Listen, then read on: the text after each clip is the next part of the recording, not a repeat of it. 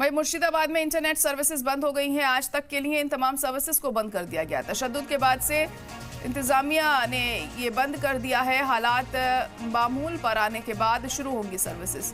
मुर्शिदाबाद में सीएपीएफ और बीएसएफ को भी तैनात किया गया है। डीजीपी संग बंगाल पुलिस भी डटी हुई है। हालात काबू में लाने के बीच 180 लोगों को भी गिरफ्तारी की गई है। तो मुर्शिदाबाद में हालात खराब होने के मद्देनजर ये बड़ा कदम उठाया गया है। सीएपीएफ और बीएसएफ की तैनाती वहां पर की गई है ताकि और ज्यादा दिक्कतें यहां पर पेश ना आए, क्योंकि लगातार यहां पर वक्फ कानून के खिलाफ जो मुजाहरा है उसको लेकर अब लोगों में काफी नाराजगी देखने को मिल रही है। वक्फ कानून को लेकर नाराजगी देखने को मिल रही है। मुजाहरे का दौर जारी है, एहतजाज यहाँ पर किया जा रहा है और जमकर आगजनी हो रही है, तोड़फोड़ भी हो रही है और हालात पूरी तरह से बेकाबू होते हुए दिखाई दिए, जिसके बाद अब सीएपीएफ और बीएसएफ के तैनाती भी यहाँ पर की गई है ताकि जो यहाँ पर हालात बने हुए हैं उन्हें कंट्रोल किया जा सके।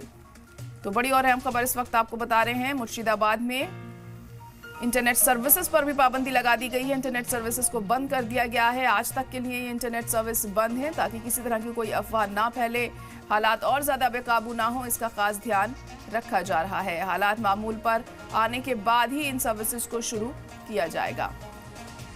इंटरनेट सेवाओं को पूरी तरह से मुर्शिदाबाद में बंद कर दिया गया है, क्योंकि वक्फ कानून के खिलाफ यहाँ पर लोगों की नाराजगी थमने का नाम नहीं ले रही है। लगातार यहाँ हंगामा, एहतजाज हमें देखने को मिला। आगजनी भी की गई, तोड़फोड़ भी जमकर यहाँ पर हुई और इस दौरान कई लोगों की मौत भी हुई, जिसके मद्देनजर अब यहाँ तैनाती की गई है। सीआरपीएफ और बीएसएफ की तैनाती भी यहाँ पर की गई है ताकि हालात को कंट्रोल किया जा सके।